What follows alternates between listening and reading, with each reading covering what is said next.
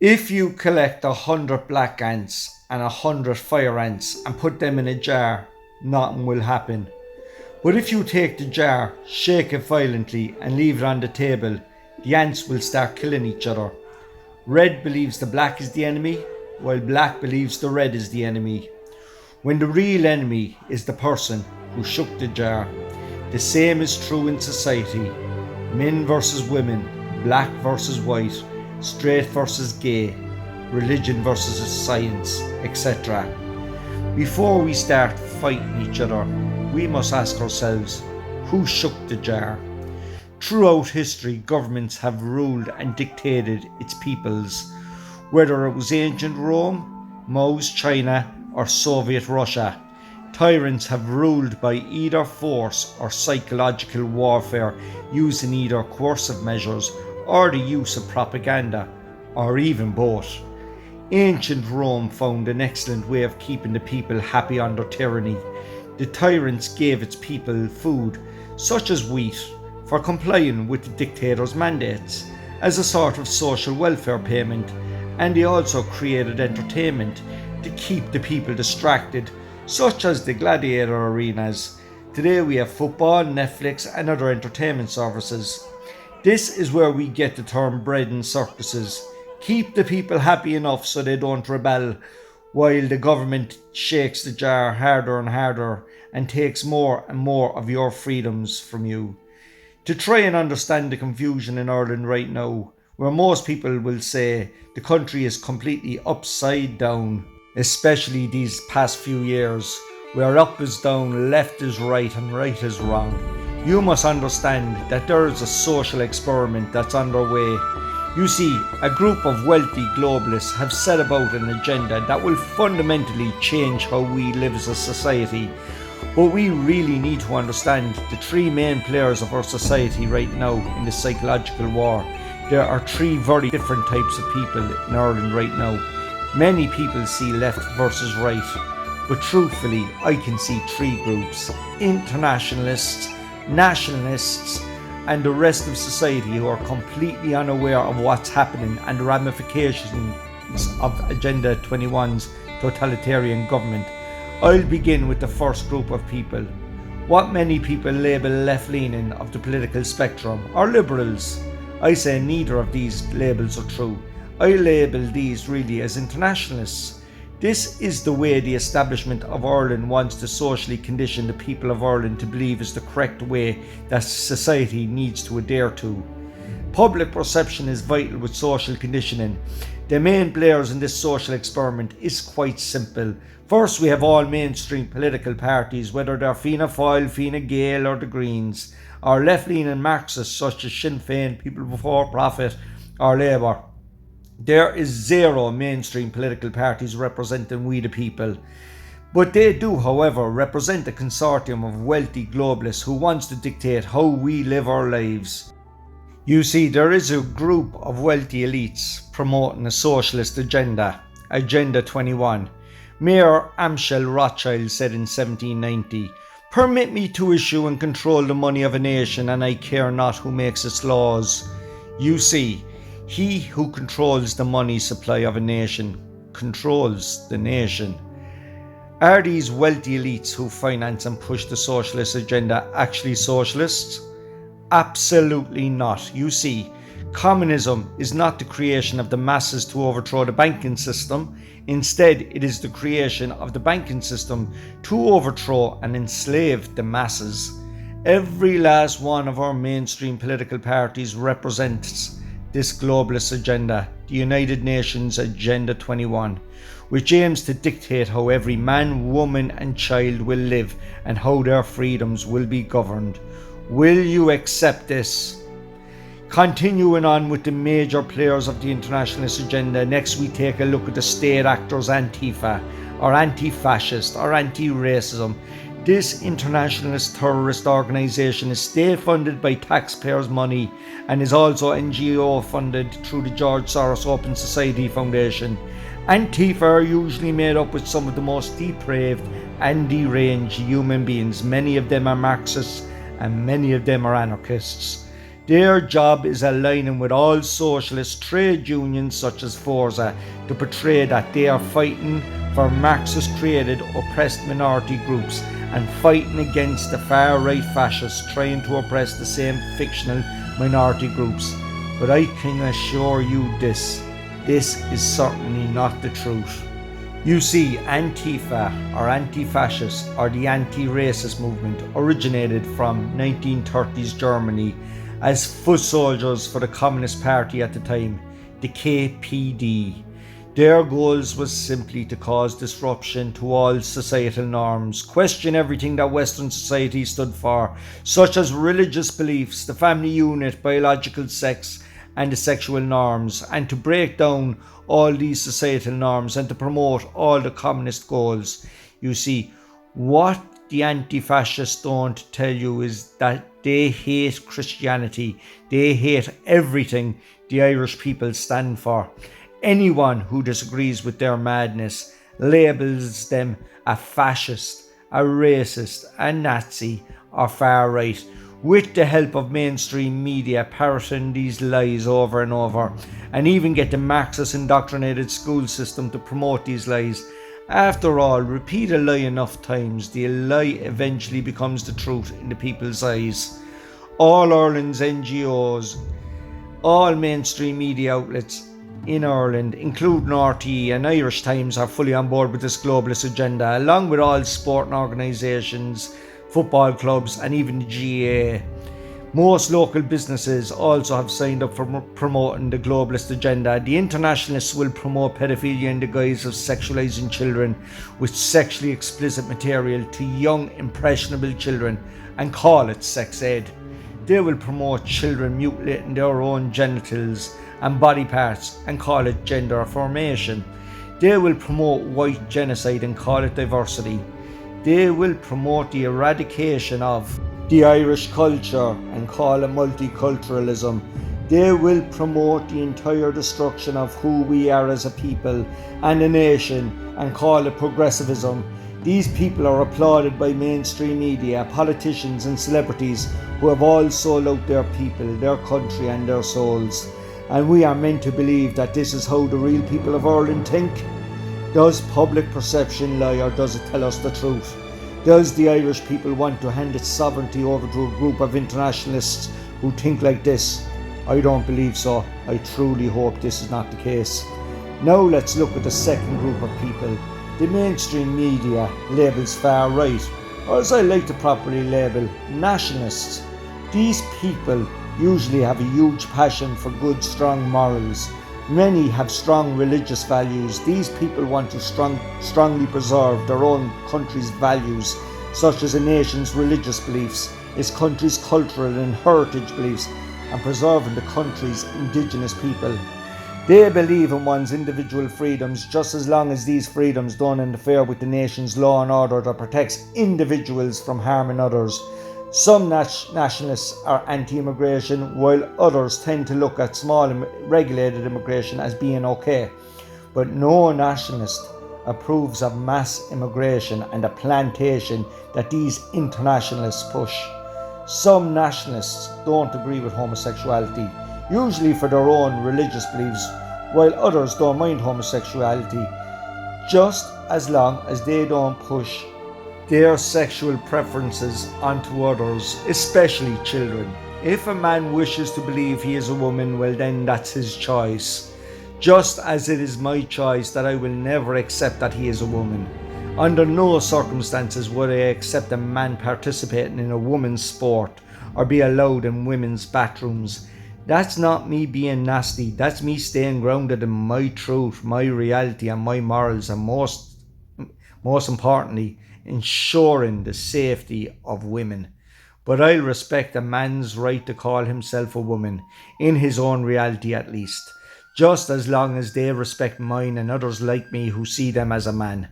In regards any adult's sexual preferences or deviances, I don't care what two consenting adults do behind closed doors, as I don't try to dictate to anyone who they can or can't love. just as long as they respect the fact that some people may not accept their choices and that some may even hate them for their choices that they make. That's real freedom of speech and expression. No one has the right to tell anyone who they can or can't love. Well, then on the flip side, no one can dictate to others who they can or can't hate. Love and hate is an emotion, not a crime. I'm almost certain that nearly everyone with a brain would agree with me on this, other than a small few of the range journalists, politicians, Marxists and NGOs, that is. We are free. We are free people, free to speak, free to think, free to express, free to love, free to hate. Emotions or speech is never a crime. But the sexual grooming of our children most certainly is.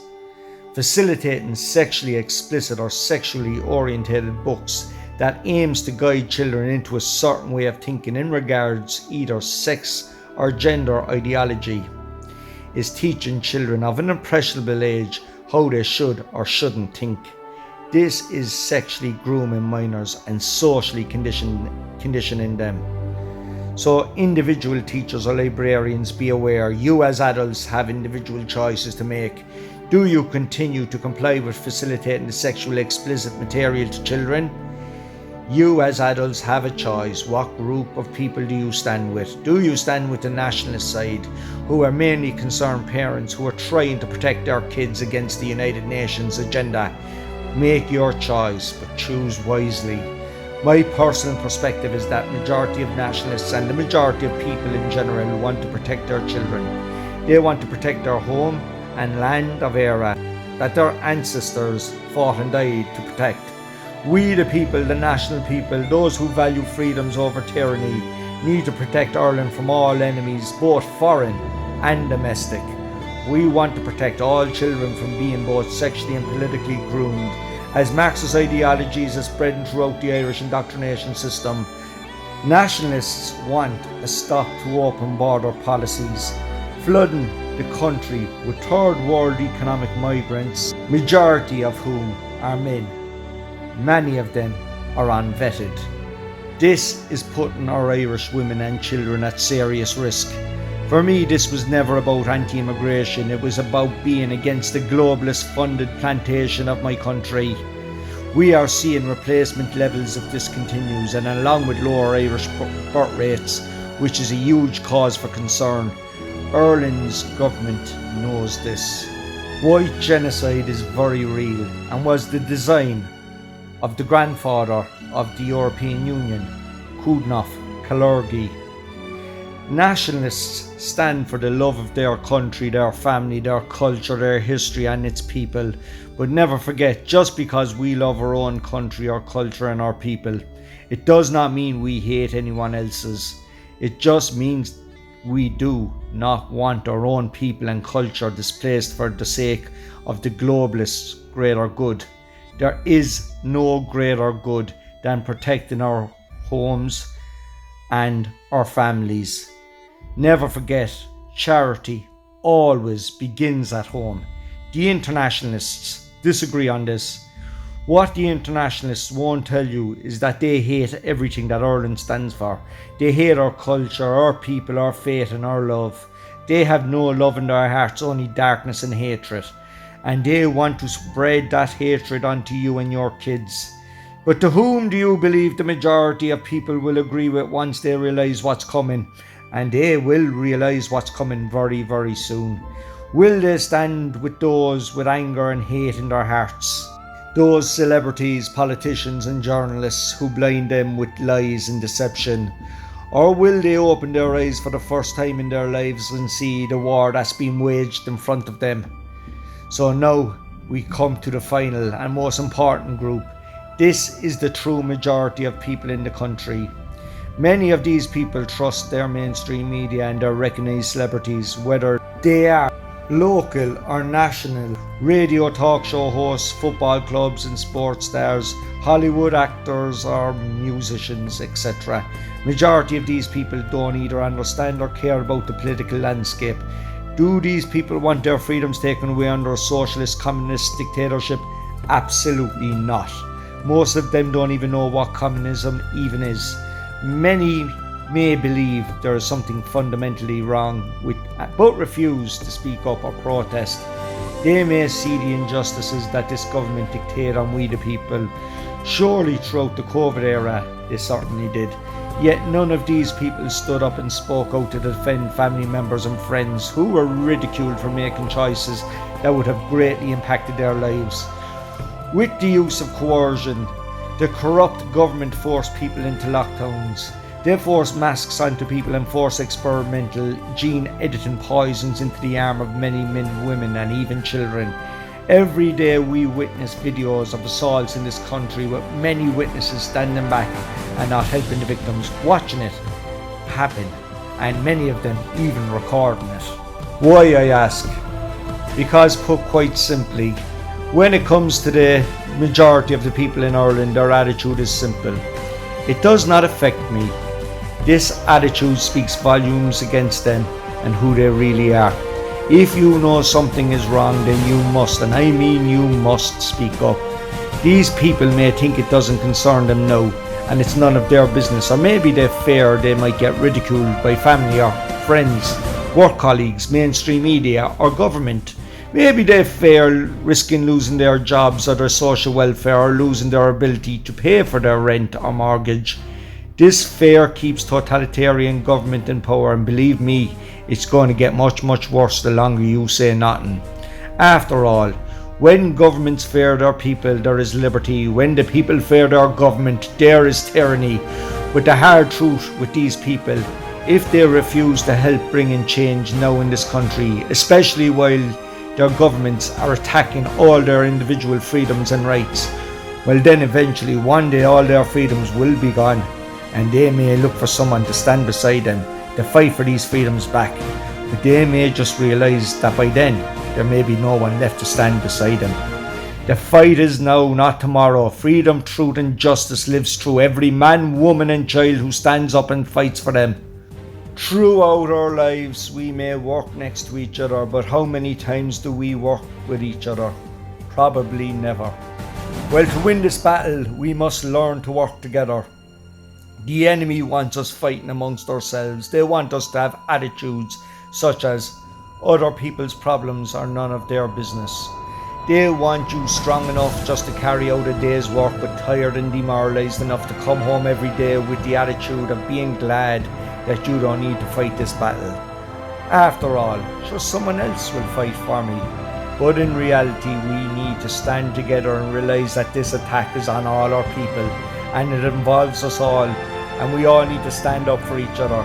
Relying on someone to fight your battles is just not good enough. Irish people struggle to heat their homes, pay their bills and feed their families, yet we open the doors and flood hundreds of thousands of economic migrants into the country, give them accommodation and resources that we can't give to our own Irish brothers and sisters. We watch our children being forced to immigrate from Ireland as they realise that they will never be able to afford to live here, or will never be able to get their own homes, while our government have no such difficulties in finding houses and resources for the immigrants coming here. This is what replacementary is, folks. This is a plantation, this is white genocide, this is what the founding father of the EU's Kalergi plan envisioned. We watch our younger children get indoctrinated with Marxist ideologies pushed by a cult known as LGBTQ. Queer theory, the Q in LGBTQ, is about normalising all sexual deviances such as pedophilia, Q being the silent P. Queer theory as described by its chief architects such as Michel Foucault. In 1984, Michel Foucault died, and over the next decades became the most cited scholar in history. His ideas on sexuality reshaped the world. Foucault had no problem with child sex. That was clear from his own public statements. In 1977, he signed a petition saying the age of consent should be 13. Queer theory is based on interpretation of power, which claims that children can consent to sex with adults. Most of the sickest degenerates, such as Alfred Kinsey and John Money, both the founding fathers of the Marxist sexual revolution, are behind the current sex ed and gender ideology pushed today in Irish schools and had both no issue in pedophilia and child mutilation. A positional discourse to normalise sexual relations any person of any age, including very naughty children. That is in his own words. Judith Butler extends this idea of sexuality as a social construct to gender identity. Queer theory has always been about normalising pedophilia and gender ideology.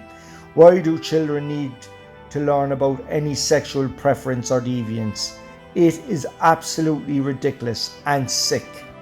Just let kids be kids for God's sake and protect their innocence.